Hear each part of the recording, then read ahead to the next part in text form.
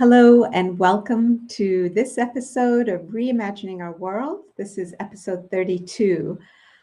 Delighted to be with you all again. We took a little bit of a break during the last two summer months, but we're back again in full swing. World events have continued to escalate. We are buffeted by a cascade of crises. While our natural inclination is to respond with fear, agitation, despondency, we simply can't afford that luxury, as all of these negative emotions lead to paralysis. And now is the time to act as never before, to lay the foundations for a new way of being, both at the individual level in our personal and private lives and in the life of society in general. And the two are entirely and intimately interconnected. Interestingly, when it comes to trying to solve our many societal challenges, we have a habit of trying to tackle each of the myriad problems separately in isolation.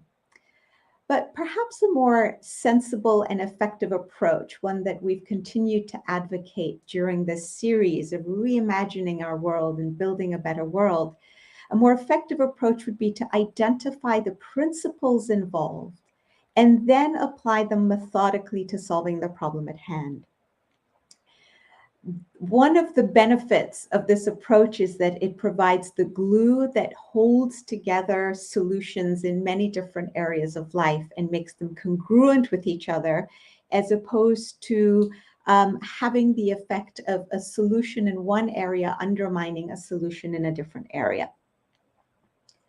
Now, one of the foundational principles that one finds as you reflect, that is a prerequisite to creating this foundation for a better world and to create a shift in the reality we're experiencing, is the principle of justice. And this is the principle we're going to focus on a little bit today.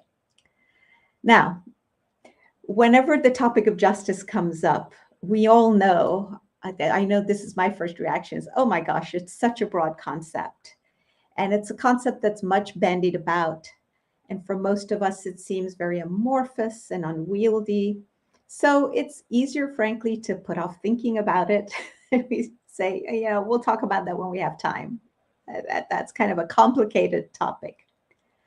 Yet the good news is that there's some overlooked, rarely examined, concrete, practicable, and effective implications of this foundational concept of justice that I wanted to share with you today, because we can start, as soon as we leave this time we have together, we can start applying these in our daily lives and start reshaping the social fabric of our world.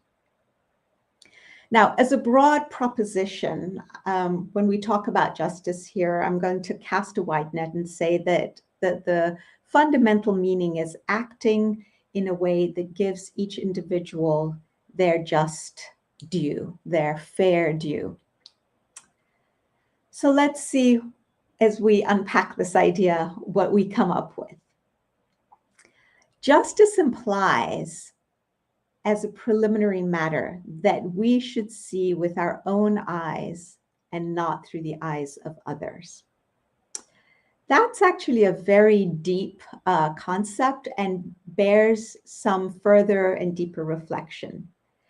In other words, we have to assess and render judgments of people, of situations, of problems, of ideas in a way that's independent, without letting the judgment of others, whether they're other groups or political parties or religious denominations or family or anybody, influence us. So this idea of seeing with our own eyes immediately, to my mind, triggered two very practical habits that we can begin to adopt as a means of implementing justice. Because I'm a firm believer in breaking things down so you can figure out, okay, so what can I start doing today to get me from where I am to the vision of where I want to be and bridging this gap? So the first thing I wanted to talk about was gossip and backbiting, and the importance of refraining from these two habits that we all have in spades, unfortunately. So let's quickly define our terms for purposes of this conversation. Backbiting is malicious talk about someone who's absent, whereas gossip is kind of casual and unconstrained talk that reports the details of life without regard to whether it's true or not. We don't bother to actually discover whether what we're passing along, something we've heard from someone else or picked up from some article somewhere, is actually true or not. The problem with both gossip and backbiting is that they blind us to reality. They act as veils that stop us from seeing people, situations, peoples, cultures, races, groups um, with a clear eye. And they unwittingly influence us and cause us to judge others, even those we've never met before. So a wonderful way, an analogy that I use that I like to think about that helps me because I can bring it to mind whenever I find myself in these situations, is to think about backbiting and gossip as a drop of poison that one puts into a reservoir of pure, clear water. As soon as you introduce that drop of poison, all of the water, even though all of it was pure, is now tainted and cannot be drunk because it will cause illness. Now, unpacking this further, have you noticed, I know I have, that if you're around people who are gossiping about someone who's absent, when you eventually meet that person, however much you might try to put out of your mind what they said, the very fact that you're sitting there, standing there, trying to put it out of your mind means that you're actually focused and very much aware of what was said about this person. And it's now tainted your interactions with them and the way you perceive them and your emotions towards them. Besides, by engaging in gossip and backbiting, or just allowing ourselves to be exposed to it, even if we're not actively engaged, we deprive a person of the opportunity and the freedom to grow and change because we're trapping them in the past. So even if what we're talking about is true, let's say they said or did something that they may now regret, they're going to find it very hard to break out of that and make changes in their lives if people are constantly going to harp on what they had said or done in the past. And so it actually has the effect of retarding the progress of that individual or a group, and then of the rest of us, because we live in an interconnected world. That is a theme that we have been hammering home in all of our episodes. Interestingly, this is also why in a court of law and common law jurisdictions, a jury can't hear evidence of prior bad acts or bad behaviors by a defendant if the evidence is excessively prejudicial. In other words, if the jury may think, well, gosh, they did this bad thing before, so they're more likely than not to be guilty here, right? So even the law recognizes it, and if such evidence is introduced, it can be a grounds for a mistrial. So I find that very interesting. So then the question becomes, well, what can I do to avoid the trap of gossip and backbiting? What if I'm standing around with a group of friends or with my family, and one of them starts gossiping or backbiting about somebody? Is it enough for me simply to refrain from participating and to be passive? Honestly, the short answer is no, because we're allowing the character assassination of another human being to continue. And by not intervening to try to stop it, we could be viewed, and I think we ought to be viewed as implicitly condoning that behavior. What if instead we chose to speak up and ask a question? And here's the question. In what way is this conversation helping to advance the interests of our community? I think that's a really powerful question. And when inserted in the midst of gossiping and backbiting, it steps in and you interrupt the pattern while also giving the participants the opportunity to reflect on what they're doing and to change course. Now, sometimes it'll be effective. They'll change course or change subject, and other times it won't. But regardless of the outcome, it is worth doing because we will have discharged our personal responsibility to do something. And by courageously taking this step, we will have demonstrated that there are alternative ways of responding. And over time, as we do this over and over again, such a response may actually empower others to do the same and eventually contribute to changing the culture of a community. So it's a very powerful thing to do. Now, the second implication of seeing with our own eyes is that we need to develop and cultivate a new habit of seeing with our own eyes, free from the veils of preconceived biases and prejudices, which we all have by definition.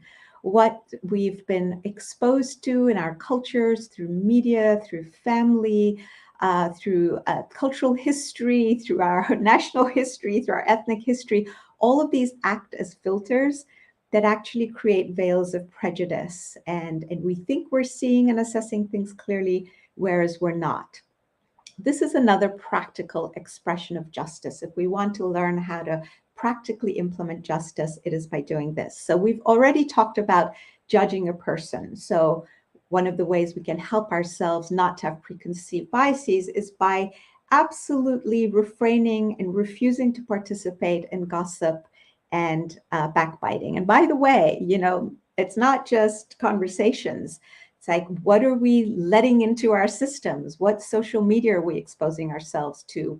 What books or material are we reading? Is it all based on gossip and innuendo and passing along, tidbits of juicy information about somebody else's life? Or is it uplifting and empowering? What about our political messaging? Where we live in a country in the United States where we're extremely polarized. And a lot of this polarization has come because of the messaging that people have been exposed to on both sides over and over again that makes them see themselves as superior to, understanding better, getting it right, and the other as the other. The ignorant, and that's to put it mildly. So judging people and then judging groups, this whole notion of racism, of gender biases, these are all based on judgments that we make based on perceptions that we have adopted about entire groups of people at this point. When it comes to women, that's, almost 50% of the world's population, or more than 50%, just over. So these are pretty egregious biases, and we need to finally get a handle on them. So we need to free ourselves from these insidious group prejudices and get rid of these narratives that we have without thought just imbibed and are part of our DNA and part of the operating system that runs us. We need to raise these to the level of consciousness and then recognize the baneful effects they're having and take active choices about getting rid of some of them and developing new narratives that are really more fitting for us as humanity approaches its stage of maturity. Now, when we are investigating new ideas or new philosophies or even new beliefs, it's another area where we can bring this principle to bear, that investigating truth without preconceived notions, to explore an idea with an open heart and an open mind, allowing our inmost spirit to see whether it resonates with this idea. We can't rely on what others tell us to believe or what ideas they tell us to adopt, even if they're dear family and friends. The same holds true for our religious leaders or priests. We have been each given the gift of understanding, and no person's faith can even be conditioned by that of another. We each have to take personal responsibility and engage with ideas, trust ourselves, and listen to the voice of our conscience and our hearts and our soul and our minds to see what resonates with us. Because otherwise, we stand to deprive ourselves of a truth that may come, may be present in our lives, and may pass us by simply because we had so many veils interposed between us and it that we failed to recognize it. And we need to stop abdicating responsibility to other mere mortals to tell us what ideas are worthy and which ones are not. So another area in which we can very usefully exercise these muscles of justice is in judging candidates for leadership. Again, seeing with our own eyes. We're so used to, we have this habit and we kind of fall into it mindlessly of relying on their promises made, their platforms, the words that come from their ads, biased media, vested interests. And we're constantly surprised that we tend to elect leaders that just don't seem to be completely up to the task of resolving the challenges of our day. So what if we were to change this, and instead of relying on all of this information, that we ourselves looked at like the character and the virtues and qualities of the person who's proposing to run for office? How are they dealing in their personal lives? What do their marriages look like? Are they faithful? Are they loving? What about in business? Are they honest? Do they have integrity? Or are they known for being humble, for being self-sacrificial, for wanting the good of the whole, whether it's their companies or their employees or their family or their communities? What is their record of service? Are they corrupt or not? All of these are the kinds of questions that once we start exercising this muscle of seeing with our own eyes and dispensing with preconceived biases, we start to see for ourselves. And once we see for ourselves, then we can act on it. Then we make better decisions. And the same finally is true about the media. We know that in today's environment, it's very hard to assess where the truth lies, because honestly, all the media seems to be biased to greater or lesser extents. Sure, there is a question of degree, but biased nonetheless. And what if we develop the habit of seeking different sources of media to listen to or read and figure out that the truth probably lies somewhere in between? Sure, it's more time consuming, but in order to be a citizen who's capable of making good decisions, I think it's worth the effort. Now, this leads us to the next two related ideas to justice, the implications of justice. Justice demands universal participation. This is a really powerful principle. Both experience and research have shown that the more diverse and inclusive decision-making is, the better the outcomes. This is true in both business and in government. In business, the evidence clearly points to the fact that decisions are made faster. You wouldn't think so, but they are, and lead to better business performance and financial gain. So businesses who are interested in the bottom line, this is the way to go. So ensuring that people in decision-making positions reflect a diverse range of values, interests, perspectives, and experiences dilutes the inevitable inherent biases of individuals and therefore creates a more fertile ground for innovative solutions. The same holds true for governmental institutions, where drawing on different types of knowledge and a broad array of opinions makes room for assumptions in the decision-making process to be challenged, right? Because we always seem to start with underlying assumptions that we often don't examine. And so when you've got a group of people with diverse values and experiences, they can say, hey, wait a minute, you said that, but that rests on this assumption. And how true is it? Let's explore this together. So our takeaway is that we should affirmatively seek and welcome diversity of input at all levels of decision-making, as it is an act of justice and fairness, which also has the benefit of redounding to our collective highest benefit. Now, intimately linked to this idea that universal participation is a hallmark of justice is that consultation is a tangible expression of justice.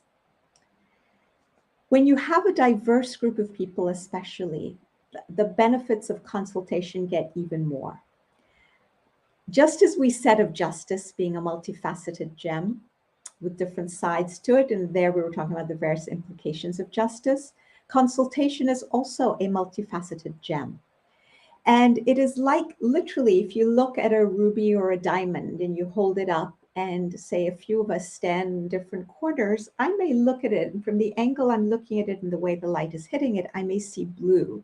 Somebody else may see red. Someone else may see it as yellow, and so on. Now, if we could either all enhance our collective understanding by stepping into each other's shoes and saying, wow, okay, I can see things from your vantage point. How interesting. All of these things are true or can be true.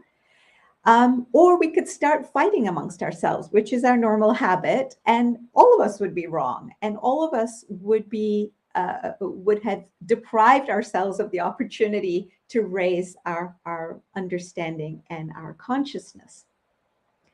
So, getting out of this habit that I have an exclusive lock on truth can be done most easily by using the tool of consultation, which is a tangible expression of justice. Now, when we talk about consultation, people ask me, well, Saveda, when you say consultation, what is it you mean by this term that you love to use? When I talk about consultation, I think about it as having certain necessary ingredients. First of all, that the group gathered has the intention of discovering the truth or finding the solution that is to the benefit of the collective. In other words, the person's not there to push their own agenda or their own ego. The next thing is that opinions are then offered frankly. In other words, no walking on eggshells.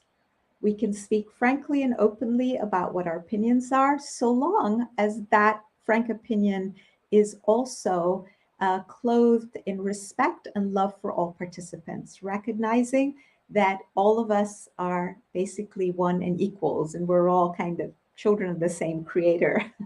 None of us is better than the other.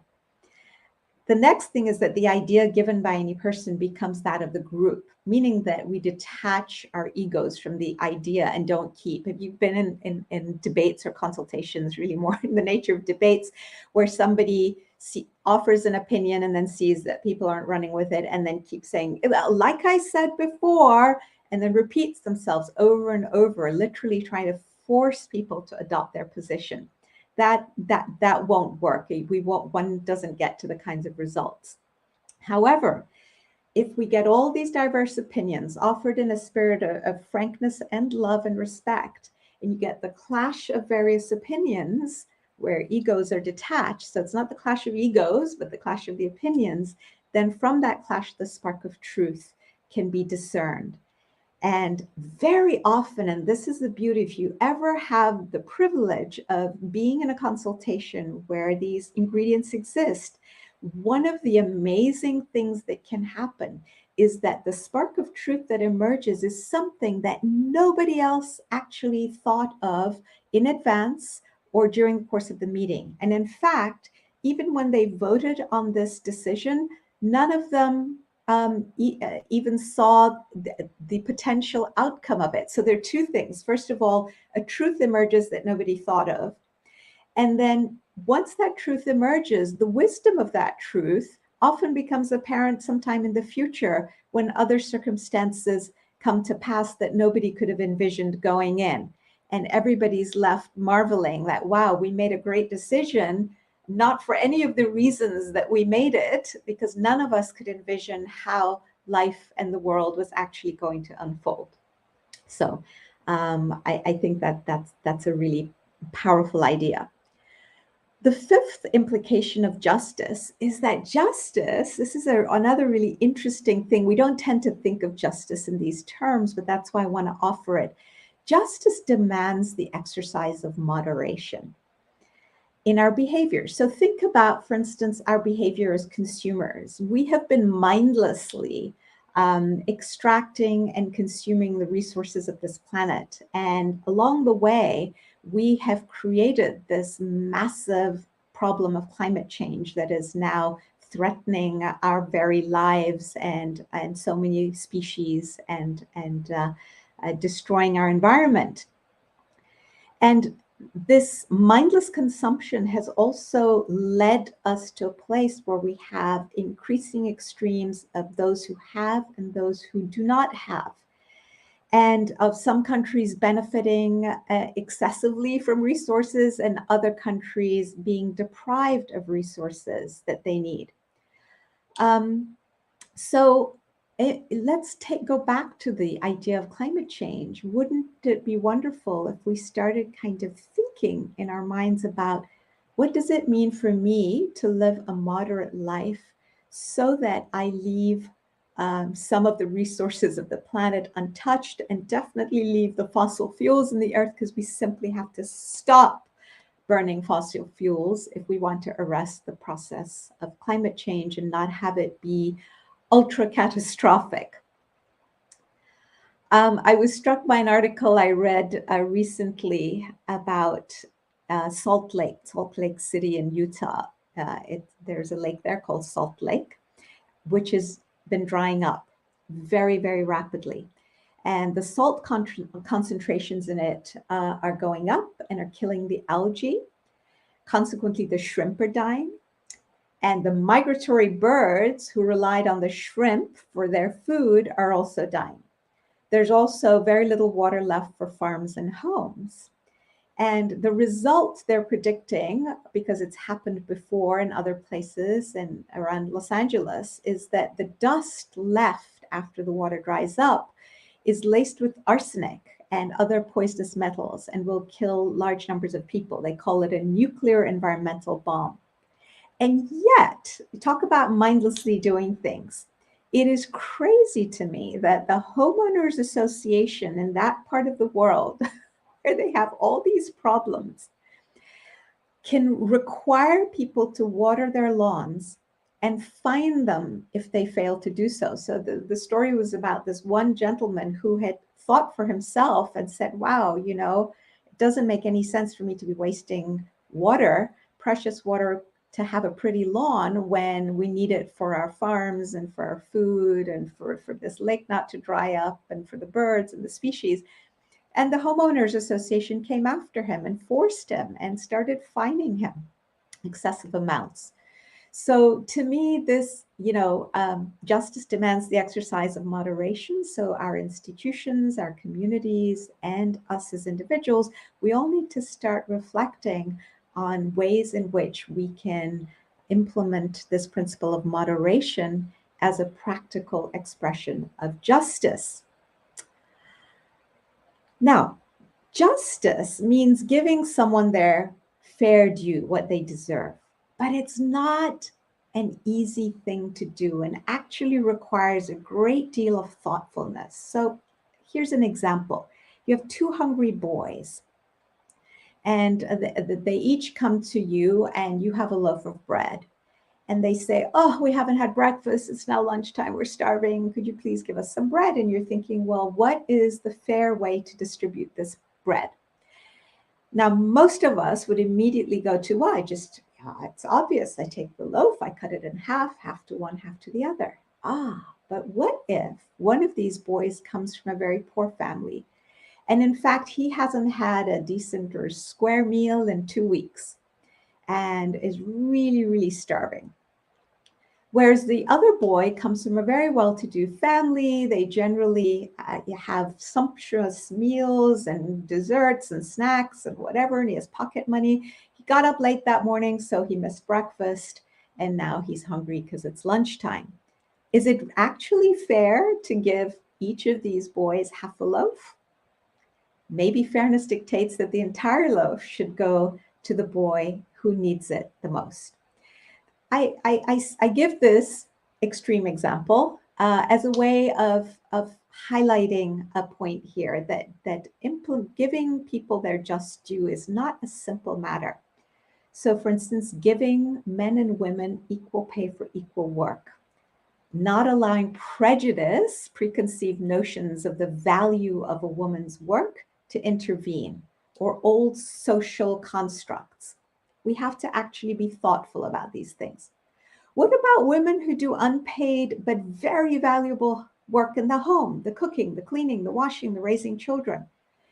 It's a very interesting exercise for each family to do. I know we did it in our family, to actually sit down and calculate how much it would cost if one were to hire somebody to do each of those jobs, and uh, how much it would cost the family. And here, if, is it fair to ask the woman to provide all this free labor and not be acknowledged and appreciated somehow?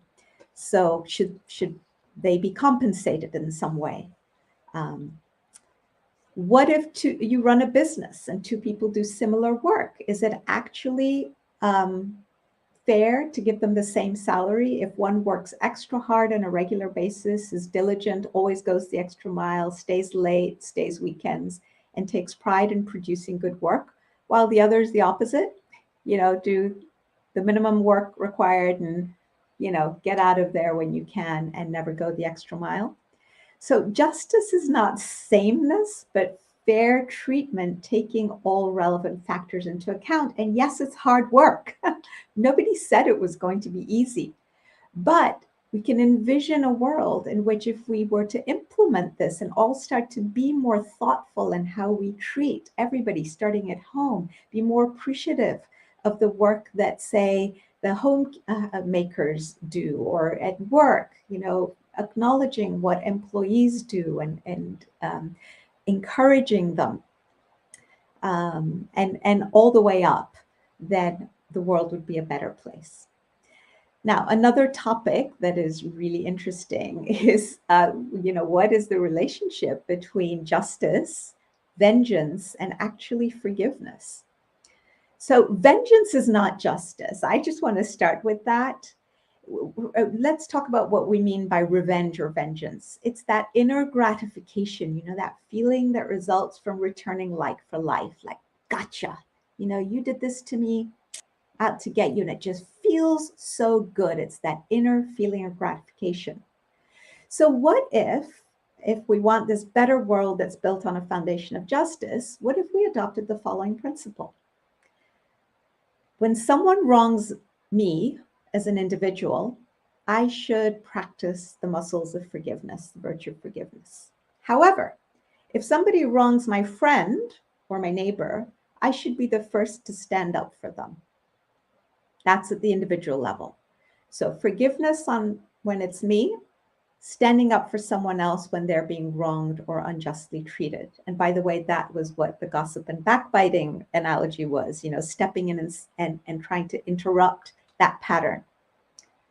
On the other hand, when someone commits a crime, society has the responsibility to mete out justice, including punishment, as a deterrence, not in the spirit of vengeance, of how we got you, it feels so good to give you a taste of your own medicine, but as a deterrence and as a message to prevent aggression and as a protection of the community. So society has certain obligations and responsibilities, and we as individuals have an entirely different set of obligations and responsibilities. So I find it very useful to try to distinguish between the personal responsibility and societal responsibility in this area. Now, there is a linked idea here, and it's come up recently for me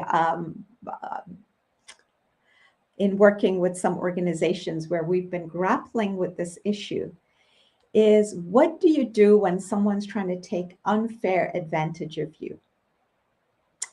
And I firmly believe and would propose that it is absolutely mistaken and wrong to allow people to take unfair advantage of you. So if one wants to be generous, if we want to give of our own volition, that's fine.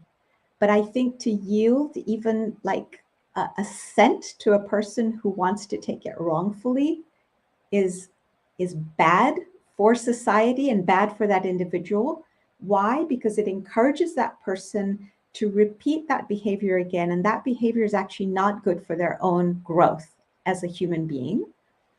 It also encourages them to repeat the behavior again. So you are setting up other people to be victimized by their behavior. And it disrupts order in the world to allow this behavior. So I think we have to be very clear-minded. Sometimes we feel sorry for people, or we feel uncomfortable about saying, no, you can't do that. You simply can't try to extort money, for instance, and bring some trumped up claims and then say, and now you owe me money. That's just not appropriate.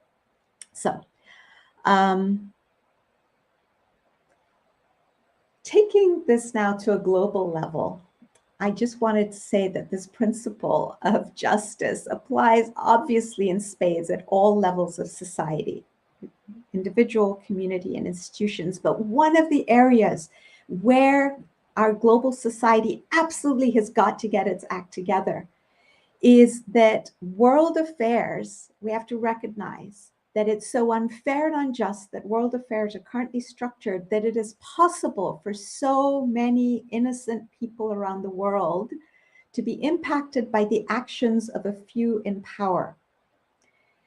I think about the conflict in Ukraine, the devastation that's wrought. I think about all the conflicts in the world. I think about what is happening in the Congo. I think about what's happening in Tigray. I think about what's been happening for years in Syria and Yemen and in Myanmar, so many parts of the world where we have created a structure that allows a handful of people to turn the lives of millions of human beings into absolute misery and to trigger a global food crisis, as the Ukraine conflict has done, where the UN says 300 million are going to bed hungry every night and 50 million stand close to starvation.